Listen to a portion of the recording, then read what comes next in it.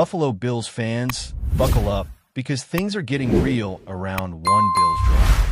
After all the noise and speculation about what could have been at the trade deadline, General Manager Brandon Beane sat down and laid it all out there. You could feel the frustration in his voice, the kind that hits every fan when you see other teams making moves and your squad standing pat. Beane admitted he worked the phones all night, chasing options, checking prices, trying to find the right fit to strengthen this roster. But in the end, it just didn't happen. And honestly, hearing him talk about it, you can tell it wasn't from a lack of effort. It's just one of those moments where the NFL reminds you this isn't fantasy football.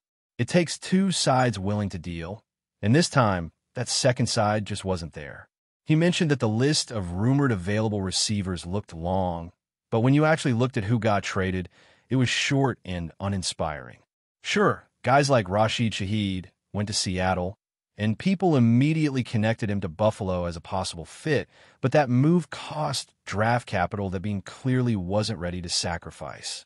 And honestly, he's not wrong.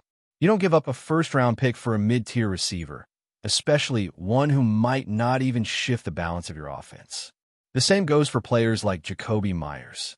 Solid? Sure. Game changer? Not really. That's the line Beane seemed to be walking, balancing urgency with logic. He said it himself, the salary cap wasn't the issue. They could have made things work financially. It was simply about finding a deal that made sense. Still, even with all the rational explanations, Beane gets the frustration. He said he went home that night just as mad as any Bills fan, feeling like he wasted hours chasing deals that weren't going anywhere. That's the human side of being a general manager. Fans want instant improvement, but trades require willing partners, and sometimes you just hit walls. He kept repeating that it takes two to tango, and no matter how hard he tried, some teams just weren't picking up the dance. And to make things more complicated, some of those teams were in the division, like the Jets, who weren't exactly going to hand over one of their young stars to a rival. Beane hinted that those conversations happened, but predictably, they went nowhere. Josh Allen, on his side, tried to strike the right tone too. He acknowledged the noise around the lack of moves and said all the right things about believing in his teammates and trusting the guys in that locker room. He paused for a bit when asked about the fan frustration, which tells you he feels it too, but he doubled down on confidence. He said there's still more to unlock in this offense, that the playbook has wrinkles we haven't even seen yet, and that his belief in the receivers hasn't wavered. That's what a leader does. He keeps the ship steady even when the outside world is rocking it. But deep down, you have to think he knows this team is one elite pass catcher away from being unstoppable. And speaking of the wideouts, that's where the conversation got real. There's a sense that some of the guys just aren't progressing as quickly as hoped. Keon Coleman, for instance, is in that stage of learning what it means to be a pro receiver, blocking, running decoy routes, doing the little things that don't show up on the stat sheet. But the truth is, this league doesn't wait for anyone. He's a second-year player now, and you can feel the coaching staff pulling things back a bit, using him less, maybe to simplify things. It's not a death sentence for his career, but it's a sign that right now, they're leaning into what works. Jumbo packages, heavier sets, leaning on James Cook and the run game. That's been the formula lately. Against the Chiefs, it worked beautifully. They looked balanced, efficient, controlled. But when you zoom out and think about the big picture, you start to wonder if that's sustainable deep into the playoffs.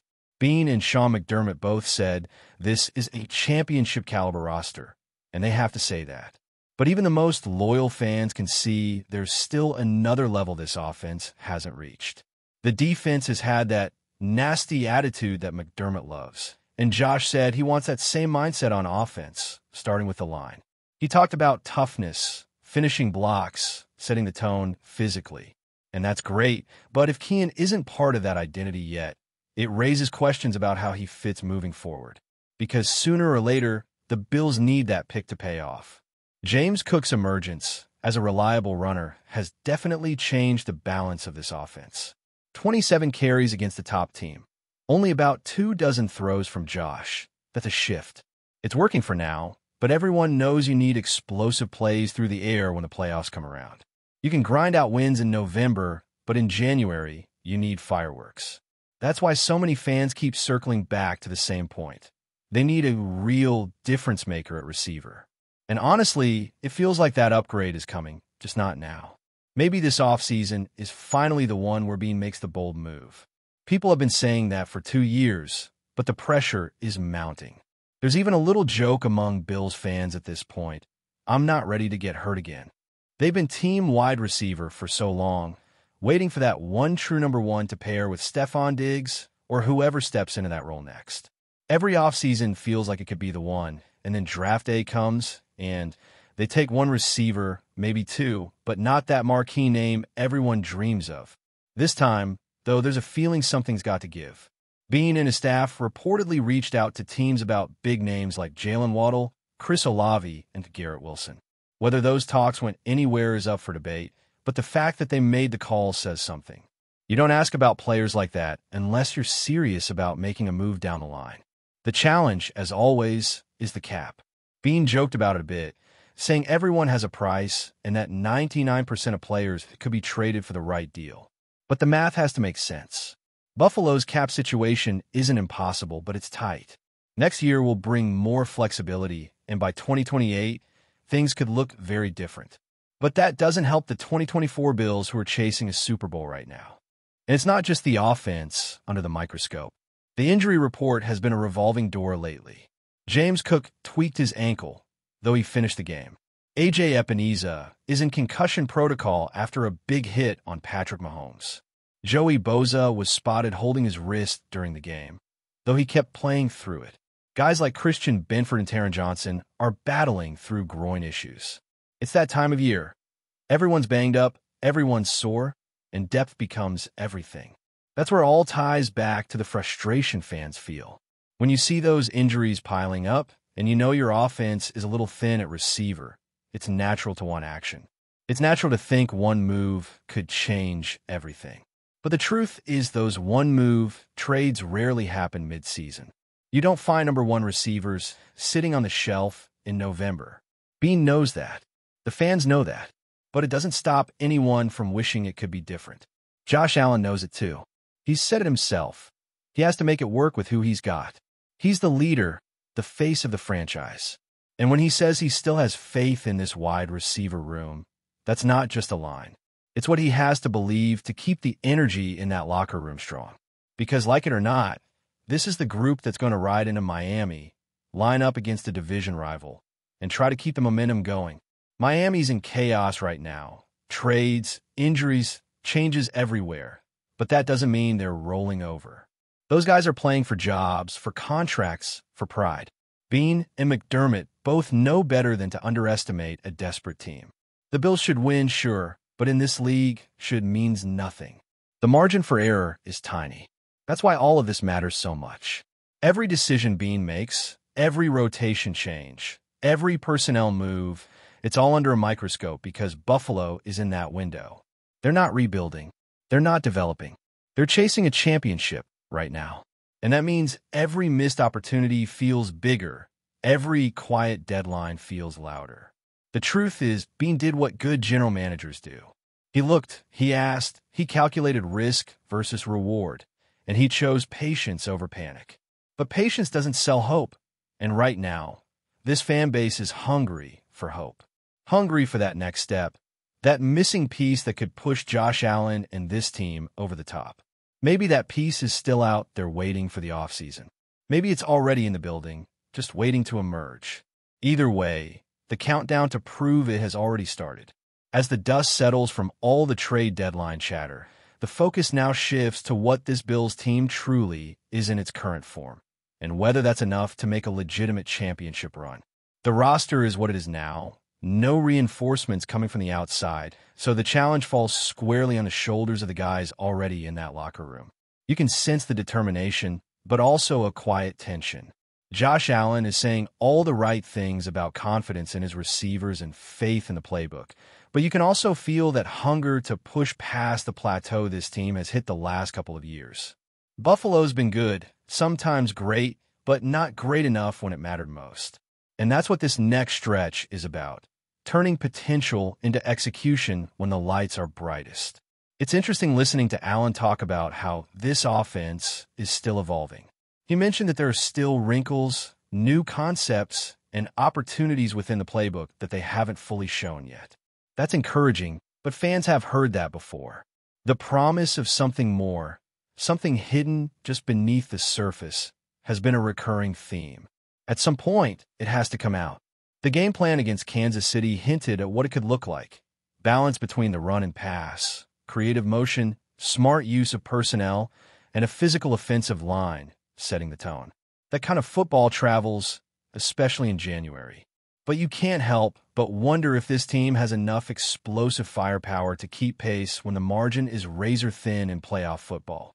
What's really fascinating is how this offense has shifted its identity mid-season. Early in the year, everything flowed through Allen's arm. Long drops, deep reads, heavy reliance on his improvisation. Lately, it's looked more like an old-school, grinded-out offense, pounding the ball with James Cook, using play action to open up space, and asking Josh to play within the system. And credit where it's due. He's adapted beautifully. You can see the maturity in the way he takes what the defense gives him, checks down when necessary, and doesn't force throws just for the highlight reel. But while that evolution has been crucial for sustainability, it's also taken away some of the chaos that used to define him. The trick will be finding the balance between disciplined execution and that wild energy that makes him special. James Cook has quietly become the heartbeat of this offense. His vision, patience, and burst have taken pressure off Allen and helped this unit find rhythm. 20-plus carries a game is a major workload, especially behind an offensive line that's been banged up, but Cook has handled it like a veteran. Still, his ankle issue from the last game is something to watch closely. The team insists it's minor, but losing him, even for a short stretch, could tilt the entire offensive balance. Ty Johnson and Ray Davis can fill in, but they don't have the same dynamic spark Cook brings. That's the danger of relying so heavily on one player in a system built on versatility. Then there's the passing game, still the biggest question mark hanging over Buffalo's Super Bowl hopes. Stephon Diggs remains elite, even when defenses roll coverage his way. But beyond him, the picture gets blurry. Gabe Davis has been in and out of the lineup and hasn't quite been that consistent second threat the team hoped for. Khalil Shakir has flashed moments of brilliance, showing chemistry with Allen and the ability to find soft spots in coverage. But the rest of the receiver room has been inconsistent, and that's putting it kindly. The development of Keon Coleman is still a project, and it's hard not to feel a little impatience creeping in. You draft a guy that high, you want to see results sooner rather than later. But Bean and McDermott have made it clear they're playing the long game with him. They believe he'll get there. On defense, injuries are starting to test the team's depth. A.J. Epenese's concussion, Taron Johnson's groin issue, and the nagging knocks on Christian Benford and Joey Bosa are adding up. Yet, even with all of that, this defense continues to show grit. McDermott's nasty attitude, mantra isn't just talk. You see in the way they fly to the ball, the way they hit, the way they swarm quarterbacks. The problem is, in the postseason, grit isn't enough. You need closers, guys who can make game-changing plays when the season's on the line. Micah Hyde and Jordan Poyer have been those players in the past, but they're not getting younger. The next wave has to rise, and fast.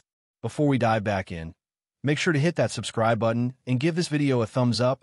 Your support helps us keep delivering the latest Buffalo Bills updates straight to your screen. And hey, don't hold back. Let us know your thoughts on today's news down in the comments. In what could be the most shocking twist of the NFL offseason, rumors are swirling around Buffalo that Josh Allen, the franchise quarterback who has become the face of the Bills, may not be willing to share the spotlight or the locker room with a potential new arrival. Sources close to the team have leaked that Allen reportedly said, "If he comes to the Bills, I'm out." A statement that has sent shockwaves through the league and left fans speculating about who he might be. The timing couldn't be more explosive. Buffalo has been linked to several high-profile free agents this summer, and the media frenzy is now fueled by Allen's apparent ultimatum. Could it be a superstar wide receiver, a veteran running back, or even a high-profile coach rumored to shake up the roster? The mystery is only adding fuel to the fire, as insiders hint that tensions behind the scenes have been brewing for weeks. Fans and analysts alike are dissecting Allen's words, wondering whether this is a negotiating tactic, a personal boundary, or a genuine refusal to coexist with a certain player.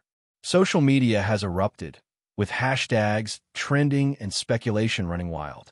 Meanwhile, Bills management has yet to comment officially, leaving the rumor mill to operate at full throttle. If this threat turns out to be more than just talk, it could have massive implications for the team's off-season strategy. Would the Bills prioritize keeping their star quarterback happy over landing another marquee talent? Or is Allen bluffing to assert control over the team's decision-making? For now, all eyes are on Buffalo, where the tension is palpable and the next move could reshape the team's future entirely. One thing is clear. The offseason has officially turned into a thriller. That's a wrap for now. If you enjoyed the video and want to stay on top of all things Buffalo Bills, make sure to subscribe and hit that like button. We'd love to hear what you think in the comments. See you in the next update.